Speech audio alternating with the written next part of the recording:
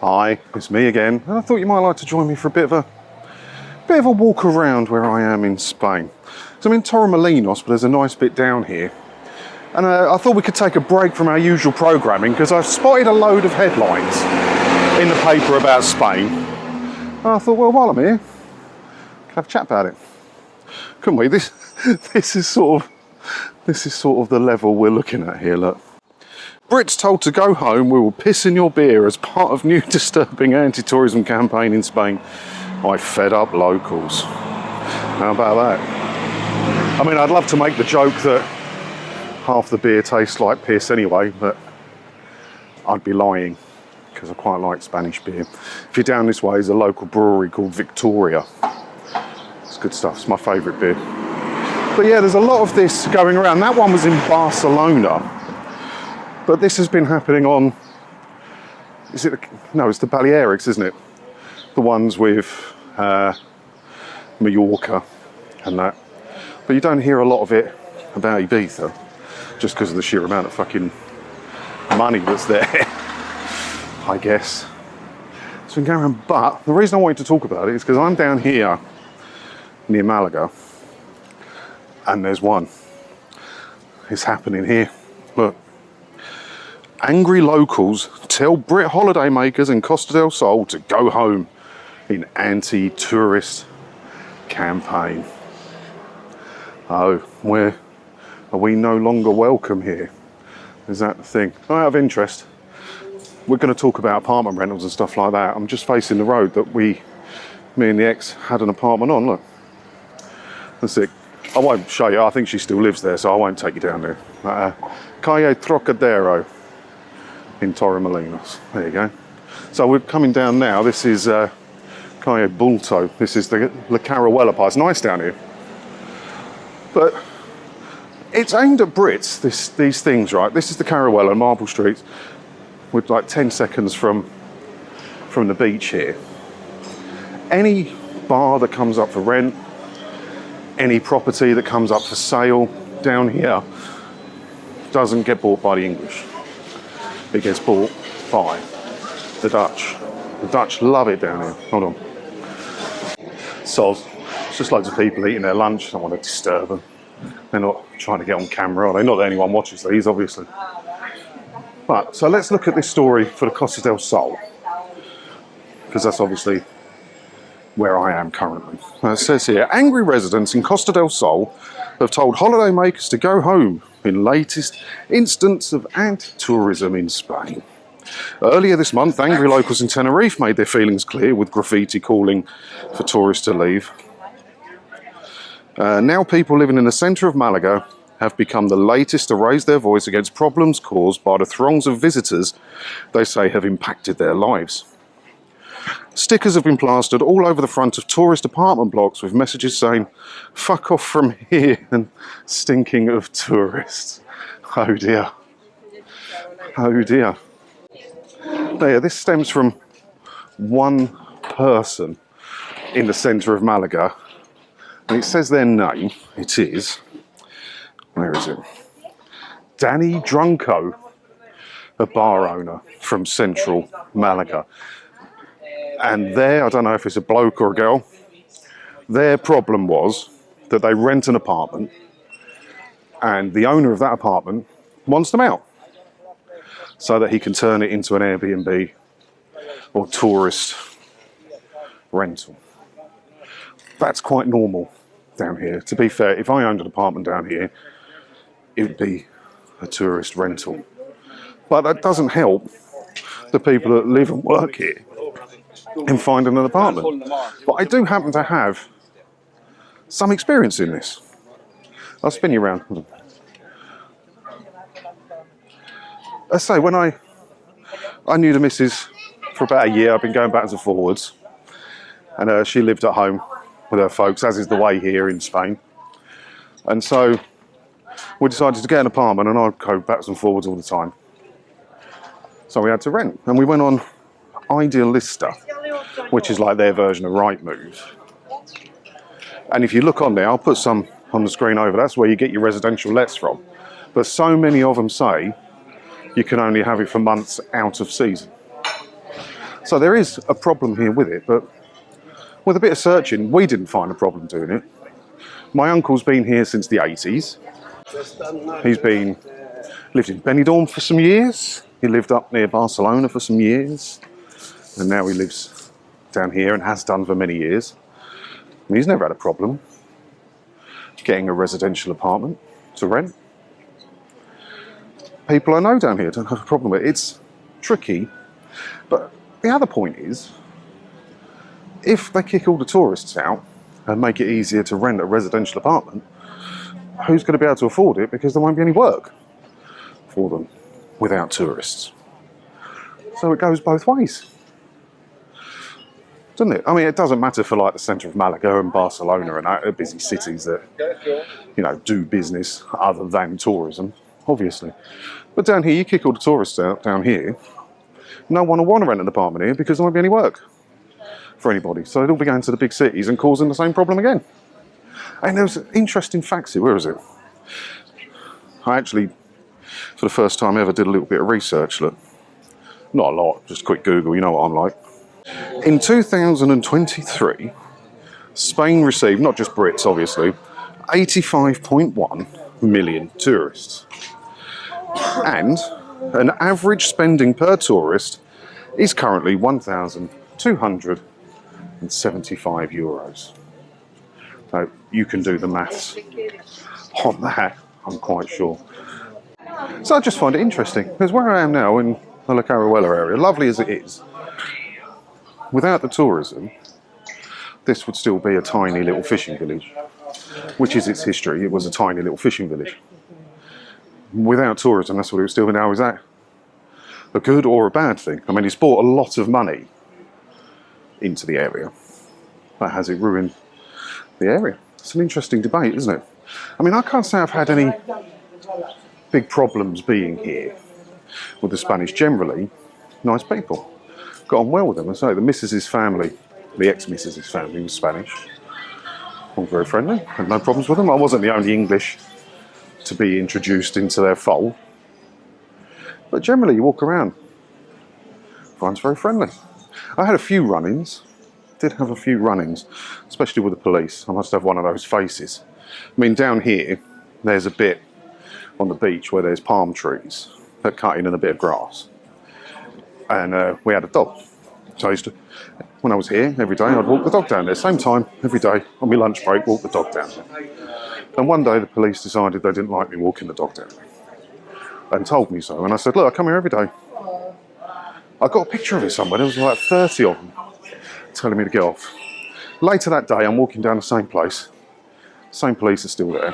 And there's loads of Spanish people walking their dog on there. So I said to them, you going to tell them no? They went, no.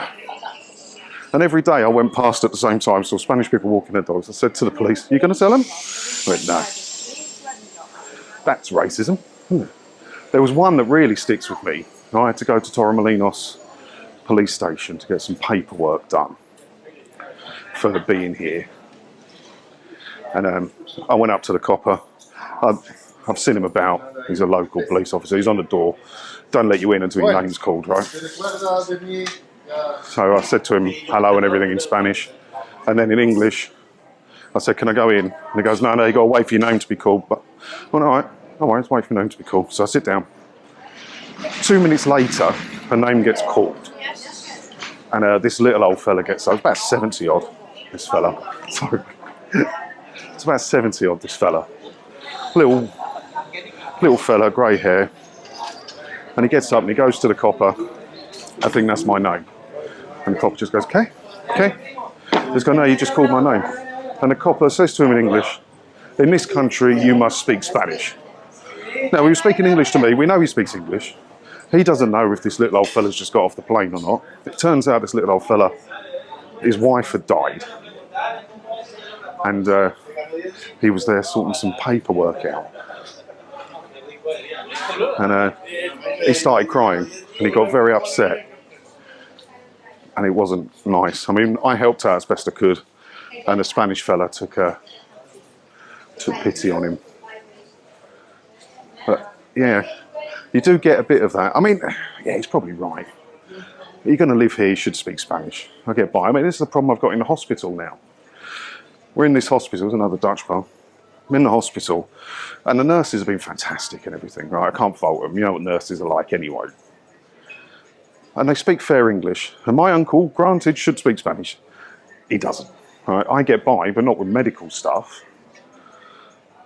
And when we're trying to ask for information about tests and stuff like that, their English magically stops. He was admitted for a week, and we were promised for 3 days that we were going to get a chest scan to check how bad his cancer is. Nothing. Nothing. Every time we asked, they pretend they didn't speak English, even though we know they do because I spoke English to them. And granted, yes, he should speak Spanish.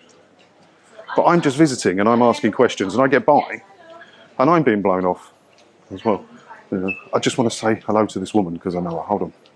Yeah, a bit of a rambling one, this one, with not a lot of points. I just thought I'd show you around and talk about my experiences, because you see these sensationalist headlines. That was in all the papers and everything. I mean, here's an example of it, right? This is quite a famous British bar down here. This is El Mojitos. It's quite a famous British bar. And that's now been taken over by the Dutch. I was speaking to an old fella the other night, and he's selling up and going back to the UK. And his apartment wasn't even on the market for a couple of days before the Dutch bought it. So I don't think they're singling out the British. Like, this whole area now is Dutch. There's only going to be one British bar here in a couple of years because a couple of them are up for sale. But I just thought I'd talk about my experiences with it. I haven't found anything that bad. I've never been told to go home down here as a tourist or when I spent time down here. It's chaos. Absolute chaos. Hold on. I'll try and walk through this. I'm not sure I'm allowed to film that security van. There's another one. You see that guy down there in the high vis, right? If you park in this car park, he will want to take €1 or 2 off you. But I don't know if he's official or not, or you can, because he's not here all the time, so he could come down here at night and park it and not pay the €2. So yeah, I don't know. Oh, this was the bit where I had all the trouble with the police. But I've got a picture of it. I'll try and put it on the screen. So I don't mind being told what to do if the rules are consistent, shall we say. But because I was English and I look it, I was told I can't go on there with a dog. But there was endless amounts of Spanish people on there with dogs in front of the police. No one said anything. So I took offence to it, somewhat. And then they called the big boy police. One of the nationals turned up and I thought, it's probably time to go home about it. So as I was saying, I haven't experienced anything like these sensationalist headlines are saying. I get it in, like, Mallorca, where it's just a mess and they get the worst of the British tourists. And they're not saying they don't want British tourists. They're saying they want the quality British tourists. But then islands like Ibiza, where drinks are ridiculously overpriced, you never hear that. And that's a lot messier than Magaluf, if that's even possible. Went to Magaluf. It's pretty bad. Pretty bad. But yeah, I just find it interesting that you keep hearing these stories, especially if you have an interest in Spain.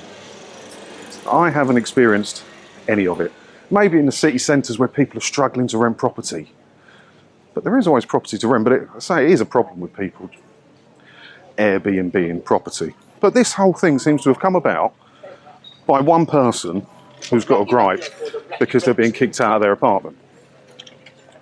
But even in the UK, you know, your rental agreement might not be renewed because they want to sell the property or whatever. They own the property, you don't.